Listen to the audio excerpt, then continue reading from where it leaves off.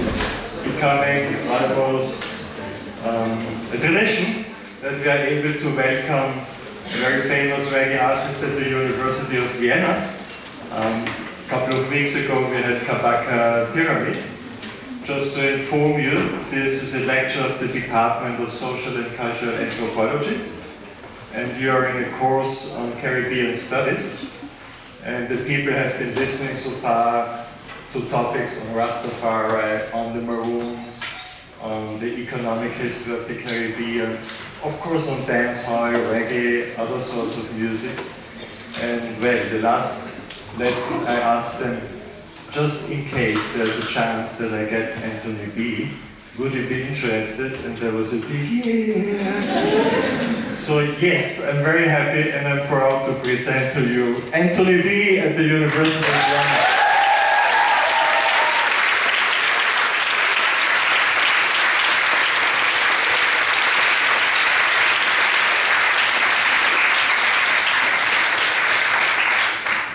I'm sure you don't need any introduction to you, but just in case, we'll give you a few data. Anthony B started his career in the early 90s, at least from what I know, you can correct me afterwards. That's when I first learned about him, and I was immediately struck when I listened to tunes like Fire Upon Rome and so on. So in 96, maybe you can remember, a team from the Austrian television came to Sting, and we had a chance to ask for 3 artists, and one of the 3 artists that I wanted to have live on stage was Anthony B. And fortunately, I think this performance in particular at the 96 Sunsplash was a major step in your career, because 20 or 30,000 people at Portmore, they just went crazy over Anthony B's performance. And I think last lecture, or the lecture before, in the film on Rastafari that you have seen, there were a few clips of that particular performance. Maybe you remember the scene of younger Anthony B then, short dreads, going on his knees and praising Rastafari. So that was Anthony B then. And we interviewed him in the discotheque in New Kingston. You remember in the bar, and that was my first acquaintance with Anthony B. And then a few years later, maybe you remember, we invited you for a conference on the Caribbean when Muta Baruka was here in Vienna. And unfortunately, due to bus problems, you could not make it in time for the conference, but we had a performance of Anthony B in Szene Wien, and again that was completely sold out and a huge success. So for us it's really a great pleasure having you here. For me particularly, the conference was in 2001, so 13 years later, finally, we really managed to have you here physically.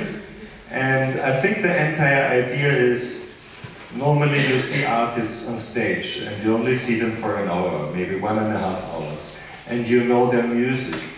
And then of course you can read on yourself, in the web, on your web page, that is just but it's just 2 pages. It gives you very rough data. So it's a big difference if you can hear the person.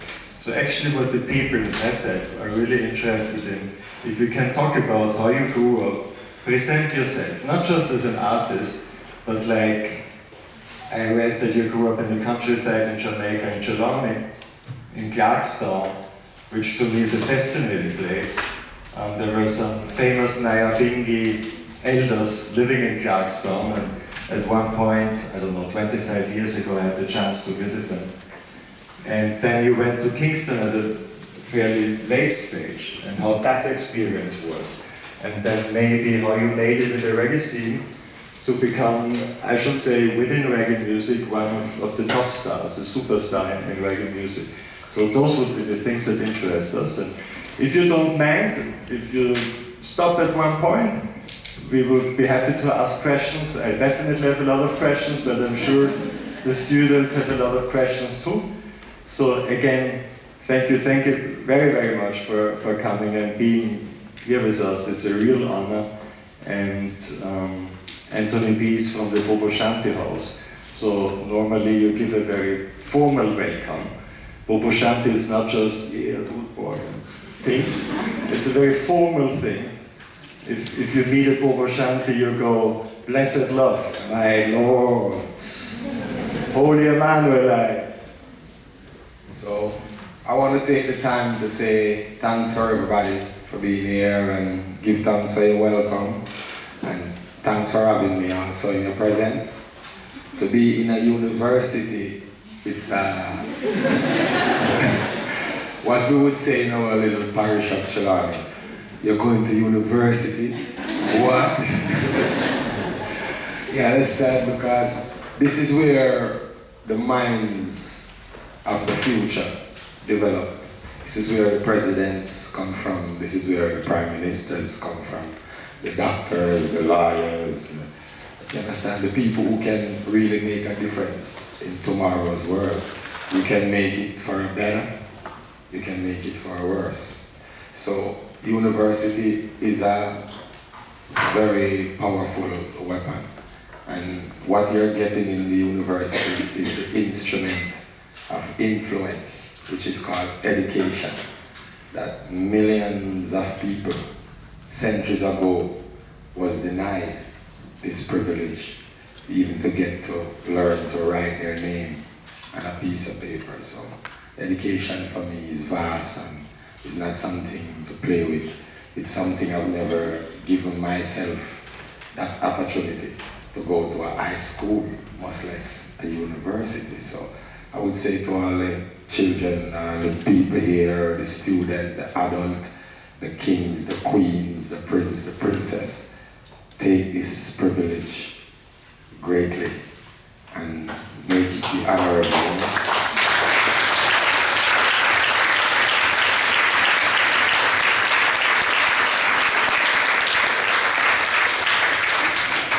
I want to introduce myself. My name is Keith Anthony Blair. That's the name I was given in Jamaica. As we say, the way we grew up. Coming to understand name, I'm from a parish called Trelawney. Trelawney is what we call the Maroon Parish. We grow up and see ourselves like the dark parish of Jamaica. Because saying that our national hero who fight to free our part of Jamaica, his name is Kojo. You won't know that name if you don't read about it, because he was not nationalized as a national hero of Jamaica, but he was put under feet of the colonial masters of the British Empire. So that's the parish I'm from. I'm from a parish where the first person from that parish was hunted down, killed, assassinated, and his name torn out of the history of Jamaica. His name is Kojo. So I was born in 1976 in this little parish of Trelawney. The best thing in my parish is what we call farming. We farm yam and sugarcane. Our parish is famous for an estate called a Lampan Estate. We create a rum called the DrDr rum, which might be famous now. They call it the strongest rum in Jamaica. So we grow up and see our parents working. The best job they got is you own a farm for yourself, or you work at the sugar estate. That's the best job you get. Own a farm, or you work at the sugar estate. So your father cut cane, your mother helped to pack cane, your grandmother helped to clean the cane field. So this is all your opportunity. So looking there as a child growing up, this is life. Is this gonna be life? There was a neighbor next to me, which is a Rasta man I call Bongo Peter. He's always playing Peter Tosh music. So at the age of around 10, 12, I used to just sit by myself listening to this Peter Tosh music, looking at everything happening in my household, my life, and listening to Peter Tosh is like an angel singing. Hearing this voice is like, this person don't sound like a human being singing. It sounds like everything he say, not just coming through my ears, but felt it in my heart, like this person was looking in my life, singing about my life, like when I sleep at night, what I think he was thinking. So that's what attracted me first to reggae music, the voice of Peter Tosh. Listening to Peter Tosh, I say to myself, okay, if I could be like this person, and if I could let my voice touch the heart of another person, the way this person's voice touched me. But sitting there in Trelawny, how all of this is gonna happen? There's no opportunity to become a musician or become an artist. So I say to my friends who are around me, oh, I want to become a singer. But they start laughing. I'm like, oh, you're dreaming, man. You're dreaming, man. Wake up, man. Find something to do, man. Wasting time. You say to your parents, oh, I want to do singing. In Jamaica, they would say, what you want to do, make a lot of noise and waste time like those boys. So they would say, all you're doing is making a lot of noise, wasting your life, wasting your time. There's no opportunity in music. So for me to get this opportunity, I have to make a decision which I wouldn't advise any kids to make, but it was my decision I made. I ran away from home. And that's my decision at the moment.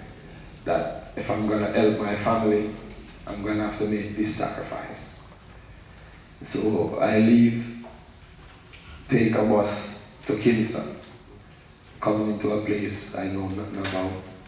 I know no one. The only thing, growing up, I know that my people tell me that I got an uncle, which is a brother of my mother, living in Kingston. Where he lived, I don't know. Which city, which town, I don't know. I just know that I'm gonna make it in Kingston. Coming off the bus, I come off in the second city, which is called Spanish Town. Because the bus I get the ride with from Trelawny wasn't going exactly into Kingston. It was stopping in Spanish Town. So, come off that bus in Spanish Town, Kingston was still 20, 30 miles away. How are you gonna get there? Where in Kingston you're going? That's the first question. That's where the problem comes. Right there in Spanish Town, every bus that leaves to Kingston don't just say Kingston anymore. It say Marvally, Boulevard, Avondale, Maxfield. Where you going? I don't know none of these places. So you go to a bus, they say, where you going? I'm going to Kingston. Yeah, which part of Kingston you go, man? See, so I had to just walk, because I don't know exactly where I'm going. So I started walking from Spanish Town. Walk, till I get to a place they call 3 Mile. Reach out there, this is the first place I see people and traffic, and so I say, okay, must be Kingston. So when I get there, I question a guy, a man who's there standing at the roadside selling, and like a little stall that they're selling. They say, where, this is Kingston? He say, yeah man, you're in Kingston, but which part of Kingston? This is 3 Mile. I said, 3 Mile? 3 Mile from where? He must say, he start laughing. So he say, well, you're 3 Mile from Kingston. You understand? So they say, well, we have an uncle and he work at a factory called Separate. That's the only thing I remember. And the man say, Separate? Oh, Separate down there, say no. So I say, yeah. And so he walked with me to the factory, show me where it is, and he was explaining to me that he's just doing this as a favor because I'm from the country, I'm new, and I can't lose my life. He said, doing this is risky. You just come to town, you don't know nobody, you just come like this, you can't be killed. So I'm gonna help you find your uncle. When their question asked my uncle name, they say he didn't work on that day. So the person said to me, what do you do? I tell him I'm a singer. He said, singer? Artist? He say, yeah man, come in man, come in man, come in man. You're an artist, you're a real artist. Say, give me a song. So I start to sing, you know. I say, you sound good man, come here. You sound good, you, come. So this is the first home I get in Kingston. With that same, the first person I meet. He live in a ghetto, which we call youths come together, capture a piece of land, which you take a piece of land which may be owned by the government. You can't afford to buy it, so 10 people come together and they make a fencing, and that's where a community starts. That's what we call a ghetto. They would call it a garrison. We call it why we say ghetto, because it's a get-go, something you're waiting on the opportunity. So it's like in a race, you say, on your mark, get set, go. So you're waiting on this go, you understand? So you've been there. So that's why we call it a ghetto. So that's where, and he said, this is back to. So he said, this is back to. So this is back to, this is 3 Mile. There is Cockburn Pen. So now take you around, make you know the places now. What kind of music you want to do? So I say, oh, I want to be like Peter Touch. I say, that can't go. And he said, that not gonna work. He said, why? He said,